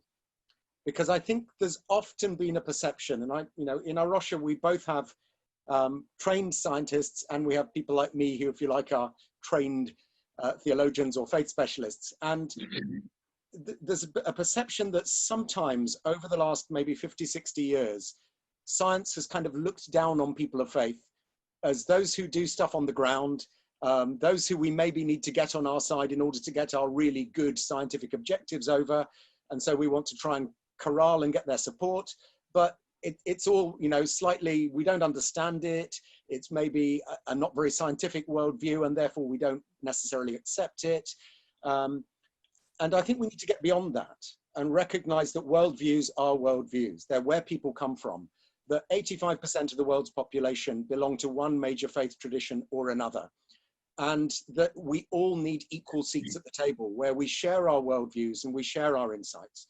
And we need the insights of good academic science, and we need the insights of indigenous and traditional wisdom, and we need the insights of major world faiths. And we all need to be around the table sharing those insights on an equal platform. So that's my offering. Fazlun, did I see your hand up? Yeah, thank you, Jessica. Well, I don't have a problem with science. I take the view that science tells us how the world works, and faith tells us how we live in the world, how we deal with the world, how we live in the world. I think the problem for me is economics, and we talk a lot about connections and disconnections. It is true that, you know, this word has been mentioned many a time and quite frequently in this webinar. We are disconnected from the natural world. We don't have a sense of where we belong. But what we are connected to is the economics. This one, I have reduced it to that. And if we do not deal with that, we are not going to come up with the solutions that we desire in order to leave something behind for future generations. And what the problem is, and I agree with Sarah Walcott, it is not the Industrial Revolution, neither is it the Newtonian physics, or neither is it the Enlightenment. It is the monetary system that was created by the Bank of England in 1694, and people lashed upon the idea of creating money out of nothing, and this is what is propelling the whole earthly system. We are beholden to the banks and the financial systems. And I think Sarah probably knows that when decolonization came about, and I was born a colonial in Sri Lanka. I lived in the colonial system, and what actually happened was the decolonization process actually didn't happen, because when the imperial powers retreated, what they did was they made sure that all the decolonized countries were connected to the global financial system by creating a central bank in every single country they ruled. So the whole international system is based on banking and finance. If we do not deal with that and deal with the issues concerning growth, even sustainability will not survive. This is why I'm saying IUCN can give a lead in beginning a discussion about these fundamental issues that drives the present global system. And this is what I would ask IUCN to do, to get some economists, some theologians, maybe scientists and other informed people to look at this system and see how can we decouple from this financial system that is leading us over the precipice. That's what I would ask IUCN to concentrate on. Thank you. Is there anyone else that would like to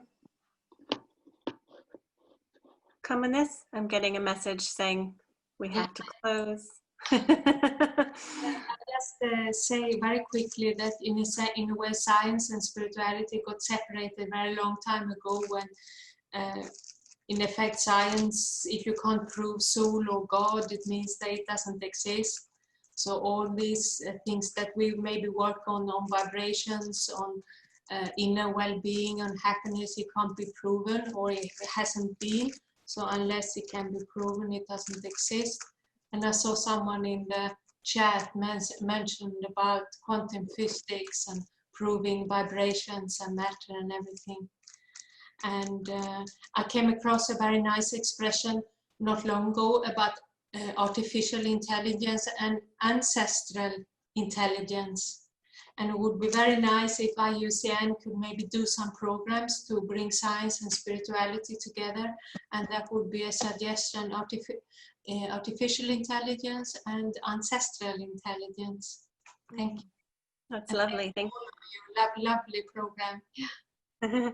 There have been so many more questions that it's so normal, right? They come in at the very end and they're all really, really great questions. So maybe what we can do is think about how we could put them to our panelists and come back with some sort of further answers, since our Q&A time has been very limited. But I think everyone will agree that it's been an incredibly interesting and insightful open dialogue with all of the different speakers. I think it's now time, though, for me to turn over to Gretel, our Acting Director General of the IUCN, for her closing remarks. Thank you so much, Gretel. Thank you very much, Jessica. And many thanks to the IUCN Commission on Environmental, Economic and Social Policy for leading this event, and to all excellent and very inspiring speakers for sharing their wisdom. I have been hearing the questions and recommendations to IUCN, but before I comment on those, that I have my notes here for the very good comments and questions that the presenters made, and also the ones that came through the chat. Allow me to share with you that we have been working over the past years. Thank you in particular to the IUCN Commission, CEESP and WCPA, in building relationships with communities of faith and spirituality. And I want to reassure you that we are doing this because we treasure and want to strengthen a deeper relationship, the one we all share with the natural world. We in nature conservation know that we must focus on society's connections to nature. But maybe, as David just said when he was presenting, and I really like this concept of people within nature. And this is because, the relation, or we people as part of nature is fundamental.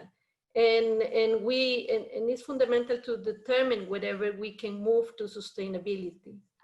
Faith and spirituality provide anchors for this. And that is why I am here today as Acting Director General of IUCN, because I want to show you that IUCN is listening and value these perspectives. The terrible unfolding impacts of COVID-19 gives another reason why we must question our accepted normality, as many of you mentioned.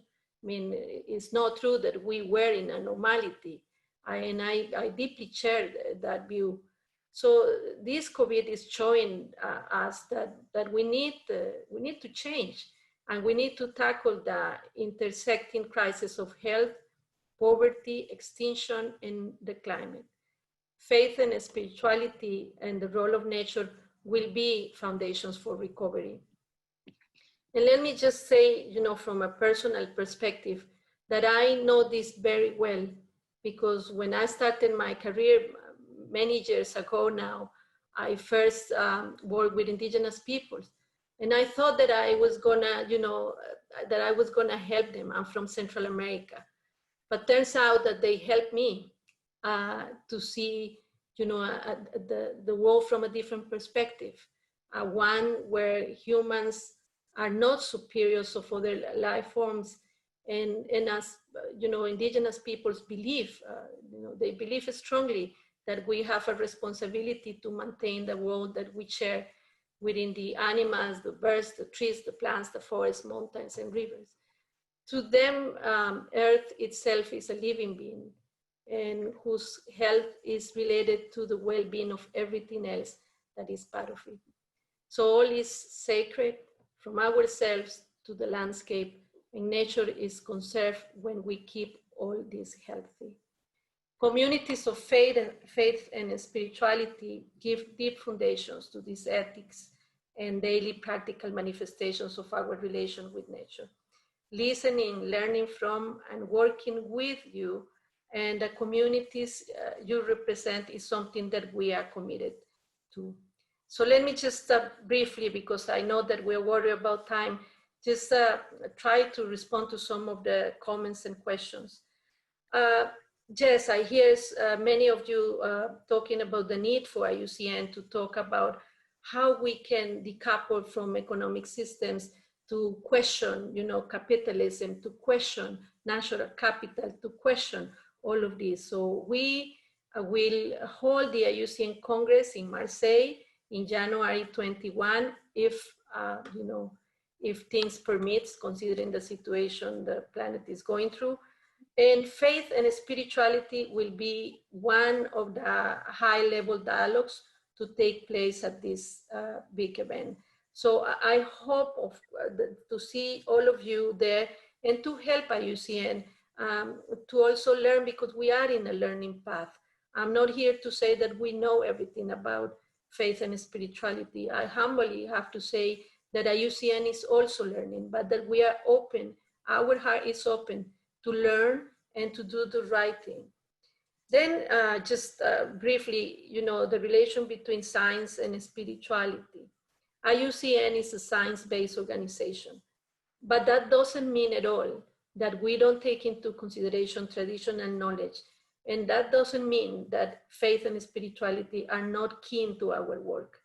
As many of you have said, you know, we must have a strong partnership with the faith and spirituality groups and have just one voice. One of you mentioned that IUCN is the voice of nature. We are the voice of nature. But while we are the voice of nature, we need to be one single voice with nature, but with the support of you, all of you, the ones who come from this wonderful work or spirituality and religion too. So I'm not saying, and I want to be clear here, I'm not saying that because, you know, you have a big audience, and we all know this, that's why IUCN want to link with your work. What I'm saying is that we are just one world, that we only have, you know, one chance to do this right, and we all need to work together and respect each other. So IUCN is ready to do this. In 2019, we put together what we call the Nature-Culture Initiative, And we aim to promote dialogue and exchange views between the different beliefs and value systems regarding nature that people follow. And we also aim to make a community conservation action more effective and meaningful. Let me just say to finish that IUCN is the voice of nature, but we want also to be seen as the voice of hope, courage, principles of justice, equity, ethics, because those are essential to all of us. We therefore also look forward to continue from this dialogue to build partnerships and connections to mobilize the actions that we all need to move to a sustainable future for nature and for the present and future generations. Thank you very much, Jessica, and thank you to all of you. Thank you very much. I think, as they say in show business, that's a wrap. I very much appreciate all of you for the work that you do, for being here with us today, for your wonderful insights, for your deep questions. I think we all have much food for thought, and we'll go away either into the rest of our day or into our dreams and think about this a lot more. Thank you so much to everyone. And I'm looking, it sounds like we're having another conversation sometime pretty soon. So I look forward to it. Thank you. Thank you. Thank you, everybody. Thanks, everyone. Thank you, Jessica. You've been great. Thank you. You were great. Thank you. Thank you. Thank you. Thank you.